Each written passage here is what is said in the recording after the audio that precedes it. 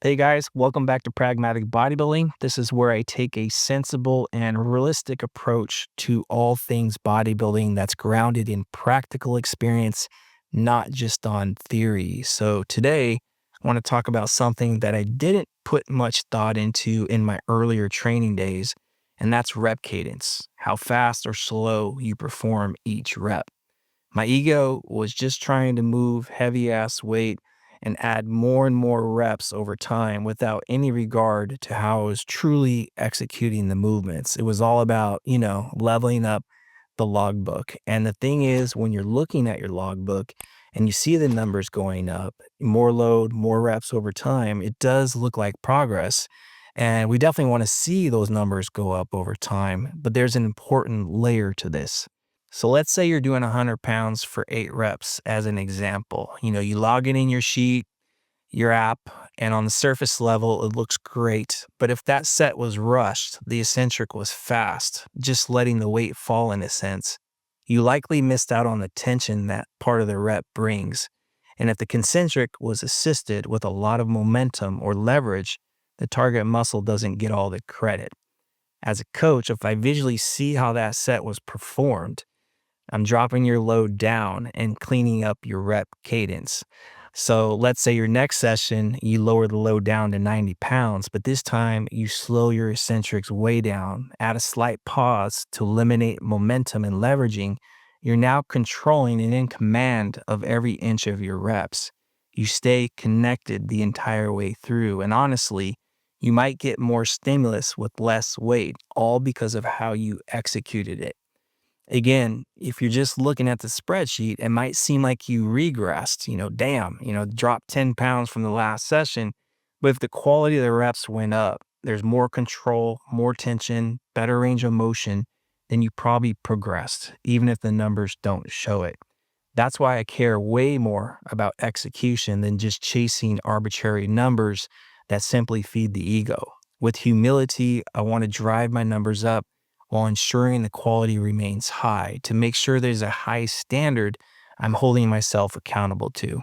So let's talk about how I go about executing each part of a rep and why that matters. When I'm starting a rep, especially the concentric, the lifting part, I want to be forceful and deliberate, but still fully in control. I'm not yanking or launching the weight. I want to feel like I'm driving it with intention, not letting it get away from me.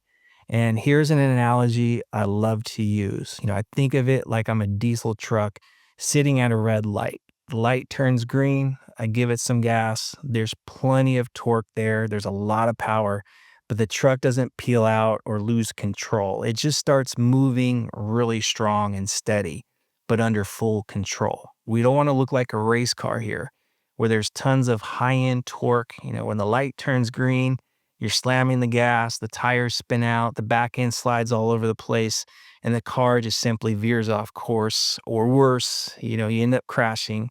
That's not the representation we want when we're starting our reps. We want full control. We want that low end torque, that diesel truck feel where each rep starts with power but stays completely dialed in.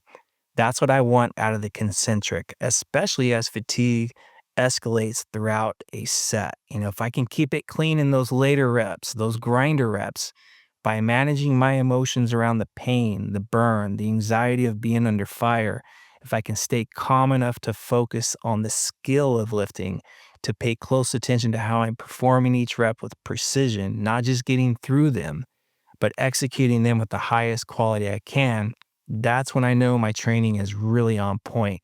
It's going to be effective and it's going to minimize the risk of injury. Now, let's flip it to the eccentric, the lowering part.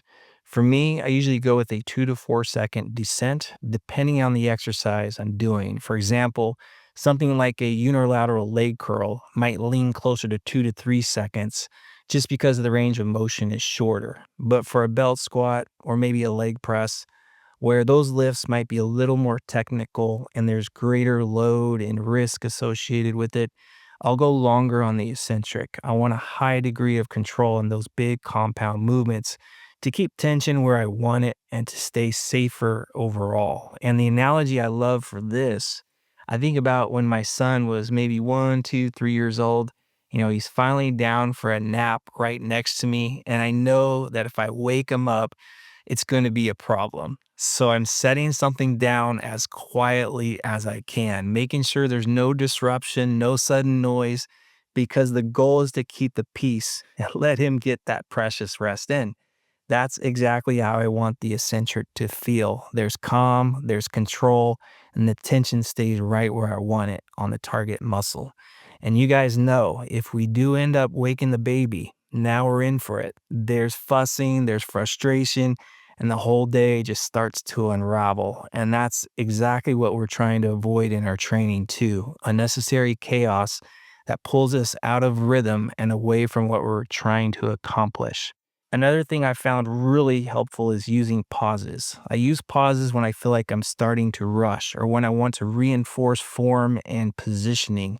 And for someone who's new to training or even at an intermediate level, pauses are a great teaching tool. They help you learn how to stay in control of the lift and command of the movement. It teaches you that load doesn't control you, you control the load. Sometimes I'll pause right after the eccentric in that stretched position. Other times I'll pause at the top at peak contraction. And depending on the lift, I might even pause at both ends. Doesn't need to be long, just a second or two. It takes the momentum and the leveraging out of the rep and it forces you to stay present. And when you pause, it becomes really obvious whether you're in control or not. You can't fake your way through it and it keeps you on the humble side. Now, here's something I think is really worth talking about because I know a lot of people will ask the following questions. Should I be using slower reps? Should I be faster and more explosive? Is it okay to let form break down a little if I'm pushing really, really hard? I see other guys on YouTube training a lot looser than you. Is that all right? And the way I see it, there are a lot of different training styles out there, shaped by a lot of different personalities. Those styles show up in how someone moves. Just like in other sports, there's going to be some variation. Every basketball player has their own shooting form. Quarterbacks and pitchers all have slightly different throwing mechanics. So when I look at training, I see it the same way as individual styles, not necessarily right or wrong. But what I will say is this, whatever your style is, you got to standardize it. That's what allows you to accurately assess if you're progressing or not. If your reps are inconsistent, fast one week, slow the next, strict form one session, loose the next, then it becomes really hard to assess accurately and make meaningful, informed adjustments because you're not working with consistent data. So whether your style is ultra strict or more aggressive, just be consistent with it and make sure you're being safe. This is how you're going to know with a lot more certainty when to adjust, when to push more, and when to actually pull back. And that ties right into tracking your training. When I'm logging my training sessions, or even when you're logging yours, of course, we want to definitely track the load and the reps. That goes without saying. That stuff does matter a lot. But we also need to take some time to jot down some notes. If you notice your form breaking down a little, your eccentrics got a little faster, you lost control on the way down, or you're using more leverage than usual to grind out some extra reps, write that stuff down. It gives far more context to your numbers. Also, a very important point is to actually see how you're moving. The notes help, but we also need the visual feedback. So I typically record my main sets, not the warm-ups, but the actual working sets where I'm under meaningful load. And it's not for Instagram, the likes or the views, it's for my own personal feedback because sometimes what I think felt solid actually doesn't look all that great. It's subpar. And that quick reality check helps me course correct before bad habits start to build up. And a good way that I check myself to ensure that I have a high standard of quality that I'm really after, I ask myself, would I be proud to post this set on Instagram or YouTube? If the answer is no, then I know something needs to be adjusted.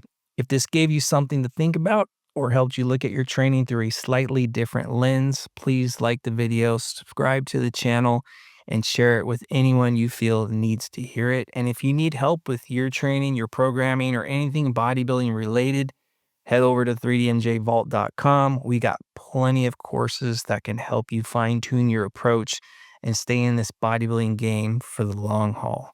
As always, thanks for watching. Any questions or comments, drop them down below in the comment section.